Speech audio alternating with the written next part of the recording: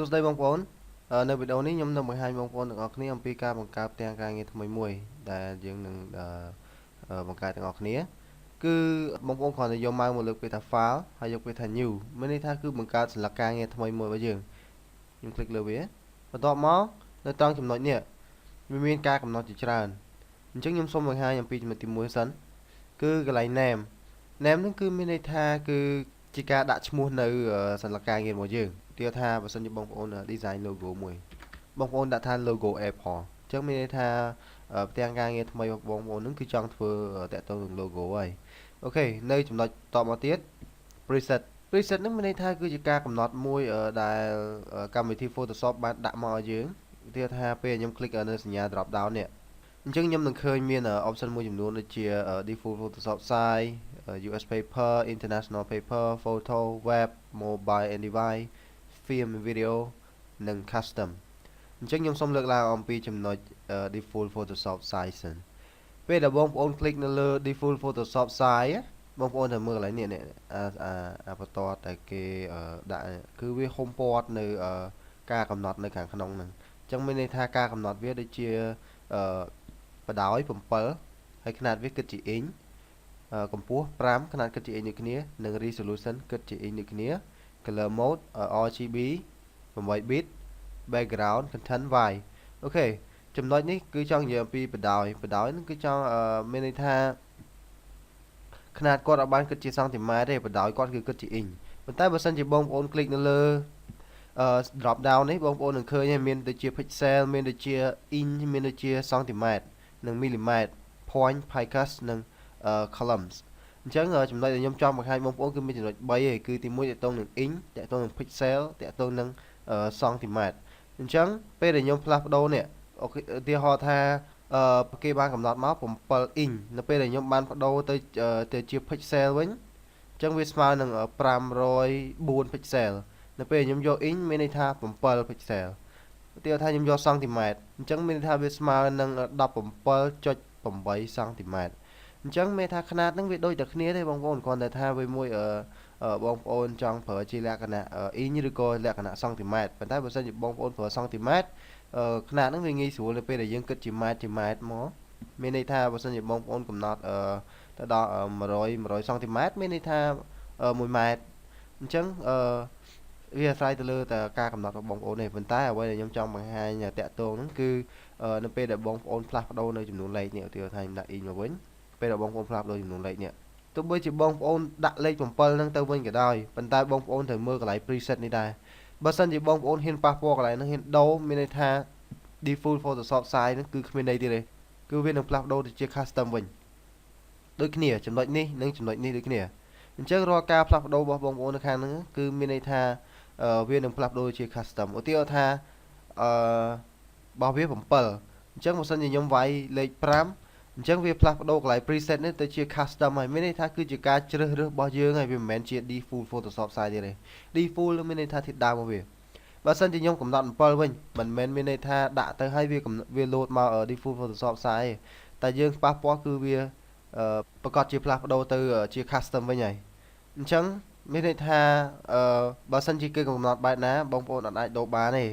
បើសិនជាបងប្អូនដូរគឺទៅជា custom វិញហើយទាល់ថាឥឡូវខ្ញុំ click មកដូចដើមវិញហើយខ្ញុំដូរឲ្យ5នេះម្ដងខ្ញុំវាយលេខ5វិញហើយប៉ុន្តែឲ្យតែខ្ញុំហ៊ានប៉ះពាល់គឺវាផ្លាស់ប្ដូរទៅជា custom វិញតែម្ដងអូខេចំណុចបន្ទាប់មកទៀតវាមាន resolution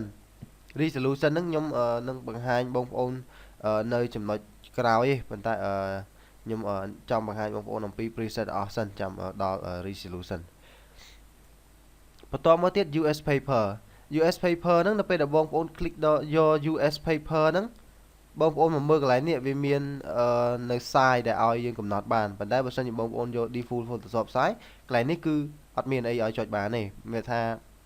វាអត់មានជំរើសអីផ្សេងៗទៀតទេប៉ុន្តែបើសិនជាបងប្អូនយក US paper វាមានជំរើសដូចជាกระดาษបែប letter กระดาษបែប legal กระดาษបែប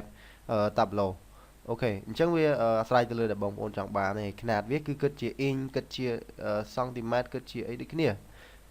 បន្តមកទៀត international paper គឺចង់និយាយថាជាกระดาษដែលយើងប្រើប្រាស់ទូទៅ អញ្ចឹងទំហំរបស់វាមានតាមទំហំដែលបងប្អូនចង់បានមានដូចជា A4 A6 A5 A3 បន្ទាប់មកទៀតរហូតហ្នឹងអូខេហើយຂະຫນាតរបស់វាដែលវាកំណត់ហ្នឹងគឺជាຂະຫນាតមីលីម៉ែត្រវិញបើសិនជាយើងប្រើជា international paper អូខេសូមមើលចំណុចមួយទៀតគឺ photo ពេលដែលបងប្អូនដូរ photo នេះដាក់ photo ម្ដងគឺវាផ្លាស់ប្ដូរទៅsize របស់វាហ្នឹងគឺផ្លាស់ប្ដូរទៅជាលក្ខណៈ mode photo វាមាន 2x3 4x6 វាមាន 5x7 8x10 អីហ្នឹងគឺជាຂະຫນាតដែលវាបានរៀបចំឲ្យយើងឲ្យស្រេចតែម្ដងអូខេហើយຂະຫນាតគឺគិតជា inch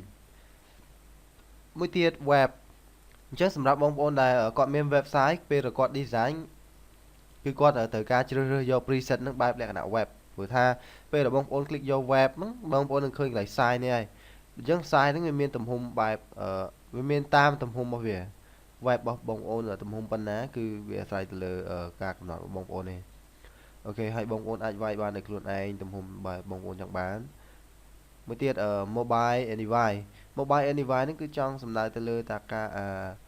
ការដែលយើង design រូបហ្នឹងទៅលើទូរស័ព្ទដែលមានទំហំ size ប៉ុណ្ណាអេក្រង់របស់ទូរស័ព្ទប៉ុណ្ណាអូខេអញ្ចឹងបងប្អូនអាចដឹងខ្លួនឯងថាតើទូរស័ព្ទរបស់បងប្អូនហ្នឹងអេក្រង់ប៉ុណ្ណាអូខេមួយទៀត film and video ហ្នឹងគឺចង់សំដៅទៅលើថាការកាត់តពី Photoshop យើងយកទៅចូលទៅក្នុងកម្មវិធីសម្រាប់ design វីដេអូផ្សេងទៀតមានដូចជា size ហ្នឹងគឺវាមានច្រើនវាមានដូចជា NTSCDV NTSCDV widescreen D1 widescreen ច្រើនតទៀតប៉ុន្តែចំណុចដែលខ្ញុំចង់បង្ហាញបងប្អូនហ្នឹងគឺមាន2គឺចំណុចខុសគ្នារវាង NTSCDV និង PAL-DV NTSCDV ហ្នឹងគឺជាຂະຫນាតមួយដែលគេប្រើប្រាស់ភាគច្រើននៅខាងប៉ែកសហគមន៍អឺរ៉ុបឯងតែគេចូលចិត្តប្រើជាប្រភេទ NTSC ព្រោះថា DVD player គេគឺ play បែប NTSC ហើយបើសិនជារបបនៅក្នុងប្រទេសកម្ពុជាយើង DVD player យើងគឺ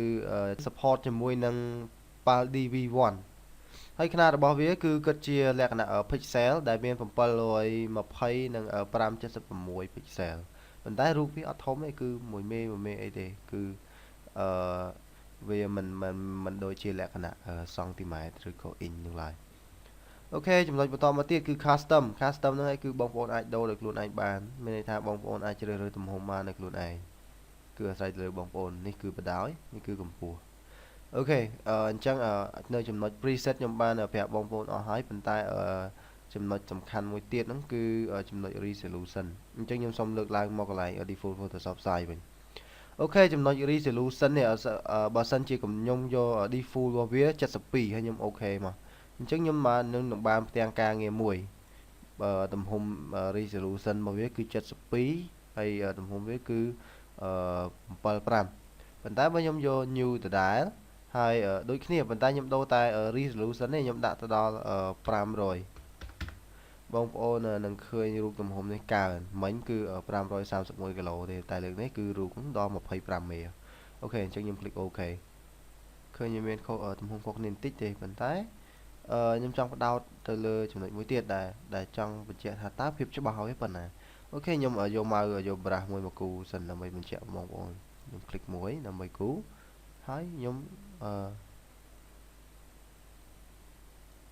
คลิกមួយដូចគ្នាអញ្ចឹងបងប្អូននឹងឃើញថារូបភាពហ្នឹងគឺមានលក្ខណៈដូចគ្នាទេ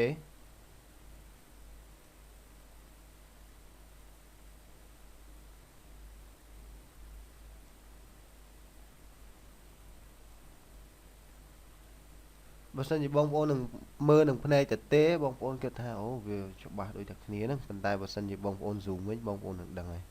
ថាតើវាច្បាស់កម្រិតណាអូខេអញ្ចឹងខ្ញុំយក tool zoom មួយ